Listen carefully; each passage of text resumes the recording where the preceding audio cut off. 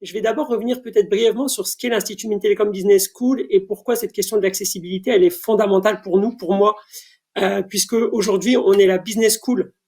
d'un réseau d'écoles d'ingénieurs de l'Institut Mines Télécom et que notre école, en fait, elle est aujourd'hui résolument tournée sur le management responsable et on développe de la formation continue depuis quelques années autour des valeurs de notre institution. Donc là, on a 4 valeurs que sont l'audace, l'excellence, l'ouverture, la responsabilité. Et peut-être que sur la question, en effet, de l'ouverture et de la responsabilité, il est important de noter que pour nous, il est important et vraiment primordial de diversifier nos recrutements, de donner une part belle aux entreprises dans la pédagogie, dans l'ouverture au monde, et d'incarner une certaine forme de responsabilité par la qualité des recherches, mais qui nous sont, on va dire, qui sont propres aux enseignants-chercheurs, quel que soit leur établissement de rattachement. Et notre particularité, c'est qu'on a donc une expertise assez remarquée sur le numérique, puisqu'on est né, en fait, à la base, dans les années 79, créé, on était l'Institut national des télécommunications, et qui s'est séparé en deux, une école d'ingénieurs et une école de management.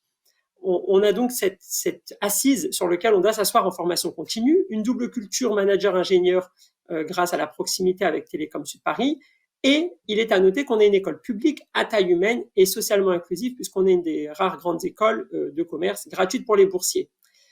Quand je suis arrivé il y a 1 an, on m'a demandé donc en effet de développer la formation continue, et je me suis dit qu'il faut rester collé à notre entité, collé à notre mission qui est de faire de chaque talent individuel un acteur clé des transformations collectives pour un monde plus responsable.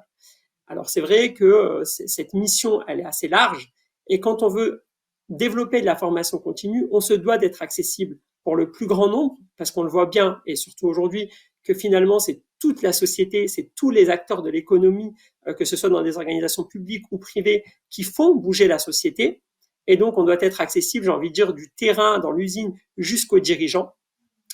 Et il faut aussi être accessible par le prix. J'ai eu l'occasion dans une carrière précédente de travailler avec des universités. On sait que c'est des questions entre grandes écoles et universités, qui sont jamais évidentes à aborder, mais que nous, en tout cas que moi aujourd'hui, je décide d'aborder de manière assumée, puisqu'on ne peut pas vouloir adresser des formations au plus grand nombre en mettant des prix faramineux, en mettant des dispositifs pédagogiques qui ne collent pas en fait à la réalité des personnes que l'on souhaite former. Je vais vous prendre un exemple. Aujourd'hui, on parle beaucoup d'intelligence artificielle, on parle beaucoup de ce que l'IA peut ou pas apporter dans le paysage, en termes d'opportunités, même business. Et pourtant, quand on creuse les formations autour de l'IA pour des publics différents, c'est-à-dire les fonctions de support que peuvent être les RH, les acheteurs, la partie marketing, RH, la finance ou l'informatique, typiquement les personnes qui travaillent dans les services du système d'information, on voit que finalement, il n'y a pas toujours des formations poussées ou adaptées à ces publics qui touchent pas la technologie de près, mais qui finalement en ont besoin. Si je prends les populations RH qui recrutent finalement des profils techniques, ils ont besoin de comprendre en quoi l'IA peut transformer demain une organisation. Et donc, on a décidé de lancer une formation, un executive master IA pour les managers innovants, avec des finalités de reconnaissance via un titre France Compétences, accessible, je reviens par mon compte formation, donc la mobilisation du CPF, c'est aussi quelque chose de très important. On entend beaucoup de choses sur France Compétences, mais au moins, ça a le mérite, de faire valoir des compétences acquises à l'issue des formations, et surtout de permettre la mobilisation du CPF, et donc de rendre acteur, le collaborateur qui décide ou la personne qui décide de se former. On a construit cette formation de manière modulaire, certifiante, sur 6 modules. Je ne vais pas vous les détailler. Et si vous avez un intérêt quelconque, cet après-midi, il y a un atelier sur la modularisation, parce que je pense que c'est un facteur clé d'accessibilité. C'est de permettre de découper des formations qui sont plutôt longues, voire essentiellement les diplômes, en certificats ou programmes courts, ce qui permet à tout à chacun de rentrer dans une formation quand il le souhaite et d'en ressortir à un moment donné, si possible avec une reconnaissance, une certification associée à la compétence qu'il aura développée. L'accessibilité, elle passe aussi par, en effet, un agenda de la formation adapté. Donc, cette formation, typiquement, on l'a pensée 100% en ligne. Elle se fait sur 6 mois. C'est 1 semaine par mois, ou certains mois, on a des mois complets, d'autres où on a allégé le planning, et tous les jours de 13h à 15h, ce qui est normalement compatible, quel que soit le poste occupé. On organise des événements, il y a du coaching, Et les prérequis, on est sur Bac+4, Bac+5. Le fait que ce soit en ligne, en effet, ça reste accessible à un grand nombre, tant en France qu'à l'international. On a un public francophone aussi, francophonie, qu'on se doit d'accompagner. On parle beaucoup des relations entre l'Europe et l'Afrique, entre la France et ses expatriés. Et donc aujourd'hui, c'est le genre de modalité pour lequel nous on est vigilants, puisque ça nous permet de garder un lien avec toutes ces personnes avec qui on a envie de travailler. On est aussi sur l'aspect France Compétences très à cheval sur la partie accompagnement des handicaps. C'est-à-dire qu'on a un référent dans l'école handicap qui nous permet d'adapter les dispositifs de formation pour chaque personne qui présentera une singularité, quelle qu'elle soit. Je fais écho aux différents témoignages qui m'ont précédé, puisque cette personne peut être amenée à traiter des personnes qui ont en effet des difficultés à pouvoir se concentrer sur un temps long, à pouvoir faire partie d'une cohorte. Donc on a permis pour certaines personnes typiquement de suivre les formations en ligne de manière isolée et de poser les questions après via des dispositifs Slack, Teams, pour que les intervenants puissent capitaliser, répondre aux questions posées et faire profiter toute la promotion, parce qu'on peut avoir une singularité, mais toujours apporter dans le sein du collectif. L'accessibilité, aujourd'hui, nous, à l'Institut Telecom Business School, donc elle se dessine par le format pédagogique, je le dis par le prix, parce que c'est important si on souhaite, quand je prends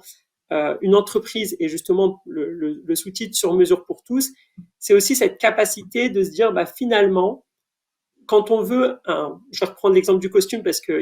j'ai vu qu'il était dans les médias, il y a eu plein de questions sur comment le président s'habillait et est-ce qu'il dépensait des fortunes pour mettre un costume. Alors, il y a une réponse qui a été apportée, c'est que non, le président, apparemment, de ce que j'ai lu, en fait, il achète apparemment des costumes à prix accessible, mais qu'il fait retoucher pour qu'il lui soit parfaitement adapté. Je pense que dans la formation continue, on peut garder cette image. On n'est pas toujours obligé d'aller chercher dans les plus grands établissements du sur-mesure, de la qualité, mais qu'on peut prendre des choses sur étagère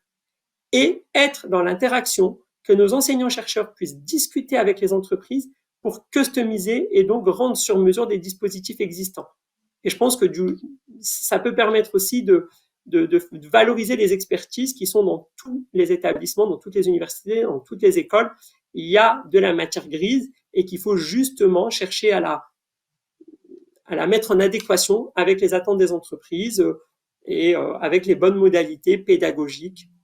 de certification, de reconnaissance des compétences. Je pense que c'est important aujourd'hui de valoriser toutes nos formations, tout le temps que peut passer un enseignant-chercheur ou un intervenant même extérieur à partager son expérience, à faire grandir des personnes qui viennent en formation. C'est important je vais utiliser un terme, mais de sanctionner la compétence à l'issue du dispositif de formation, parce que derrière, ça légitime le côté et la disponibilité des apprenants, à qui parfois, c'est vrai, on en demande beaucoup. Merci Larbi. Alors j'ai une question parce que si j'ai bien compris, c'est un programme et les programmes proposés par l'école sont internationaux, sont assez majoritairement hybridés. Le but, par exemple, de ce programme est quand même d'avoir une double culture, management et ingénierie. Il y a beaucoup de gens qui viennent de l'étranger dans les écoles françaises. Alors, ok, les enseignements sont souvent en anglais, mais ils viennent s'acculturer aussi à la culture française. Ça marche comment, l'acculturation management, ingénierie, l'acculturation à la culture française quand on est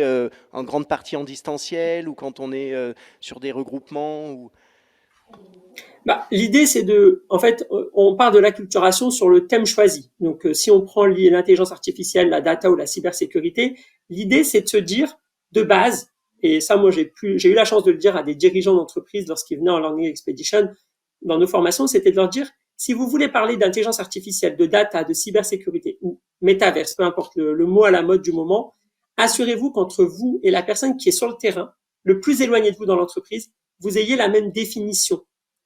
Parce que si vous n'avez pas la même définition, vous ne parlerez pas le même langage et il sera difficile d'avoir une politique data, IA ou cyber si les gens ne parlent pas. Donc, je pense que ce qui est important, c'est de comprendre le concept, maîtriser donc le vocabulaire, échanger avec en interne ou avec des externes pour s'inspirer de ce qui est fait. Donc, si on va parler de la culture française et le rapport, par exemple, à la réglementation RGPD, c'est important de poser le cadre et de dire à des gens qui sont à l'autre bout du monde, nous, en France, en Europe, quand on traite de la donnée, on essaye d'être compatible et on se doit d'être compatible avec le RGPD, le Règlement général de la protection des données. Donc ça va passer par là et on essaye aussi de rajouter parfois, même quand on va parler de choses très techniques, des soft skills, du savoir-être, cette capacité d'être dans l'interculturalité. Parce qu'en effet, aujourd'hui, avec la mondialisation, on est quand même beaucoup en interaction avec nos homologues à l'international pour des gens qui sont en activité, on va dire, dans le secteur privé ou public. Et donc, c'est important de travailler cette manière dont on peut, nous, Français, travailler